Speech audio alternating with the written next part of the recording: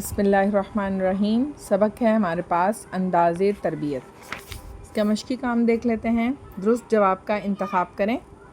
نبی کریم صلی اللہ علیہ وسلم کی 10 سال خدمت کی حضرت انس بن مالک رضی اللہ تعالیٰ عنہ نے۔ نبی کریم صلی اللہ علیہ وسلم نے معاذ بن جبل کو بھیجا یمن۔ نبی کریم صلی اللہ علیہ وسلم نے قیامت کے بارے میں سوال پوچھنے پر فرمایا، تم نے کیا تیاری کی ہے؟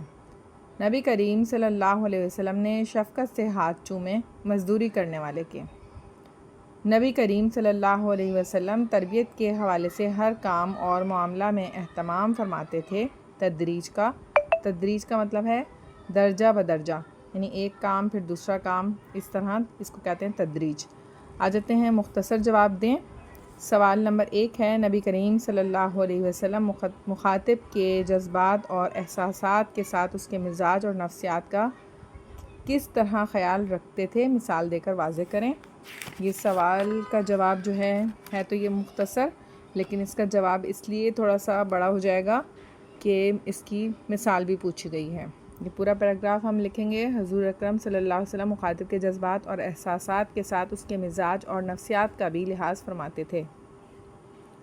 ایک مرتبہ ایک شخص نے آپ صلی اللہ علیہ وسلم کی خدمت میں آ کر عرض کیا، اے اللہ کے رسول صلی اللہ علیہ وسلم، قیامت کب آئے گی؟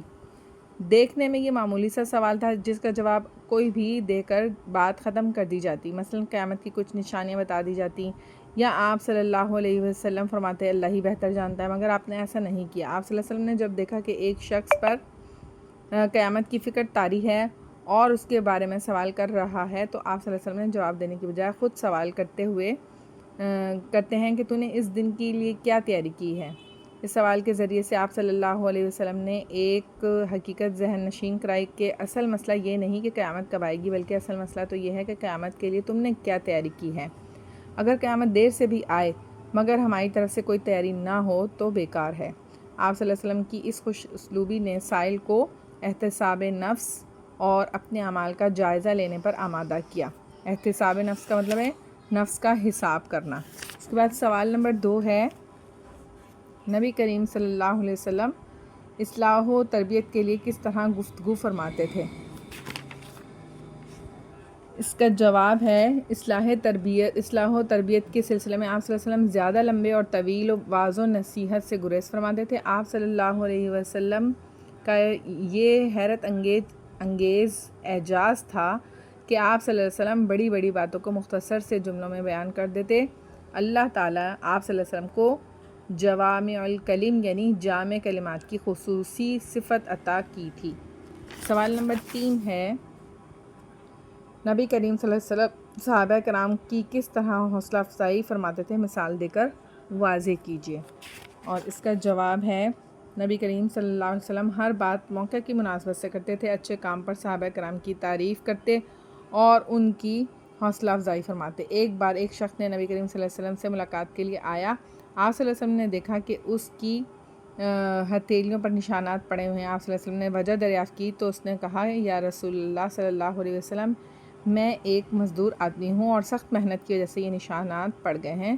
جب آپ صلی اللہ علیہ وسلم نے یہ بات سنی تو شفقت فرماتے ہوئے اس کے ہاتھ چوم لیے۔ ایسے اقدامات سے مخاطب کے دل میں محبت کے جذبات پیدا ہوتے ہیں، جس سے وہ نہ صرف بات قبول کرنے پر آمادہ ہو جاتا ہے بلکہ وہ ہر حال میں اس پر گامزن رہتا ہے۔ اس کے بعد ہمارے پاس تفصیلی جواب ہے، نبی کریم صلی اللہ علیہ وسلم کے انداز تربیت پر جامع نوٹ۔ جامع نوٹ کے اندر ہم نے ہیڈنگ کے ساتھ اس کا جواب جو ہے وہ لکھنا ہے، اور ہیڈنگ کے اندر ہم مختلف ہیڈنگ بنا سکتے ہیں۔ یہ تقریباً ہمیں پورا سبق ہی اس کے اندر نوٹ کرنا پڑے گا، تو کچھ ہیڈنگ میں نے لکھ بھی دی ہیں کہ انداز تربیت کے نمایاں اور صاف، نبی کریم صلی اللہ علیہ وسلم کی بعثت کا مقصد، غلطی پر آپ کا رد عمل، تو یہ اور مشفقانہ انداز، صحابی کا واقعہ، اور اس میں سے بھی آپ پیراگراف جو ہے وہ اپنے پاس نوٹ کر سکتے ہیں، اور آخر میں آ کر حاصل کلام۔ تو سبق کے اندر سے آپ مختصر اس کا جواب یعنی کہ مکمل کر سکتے ہیں۔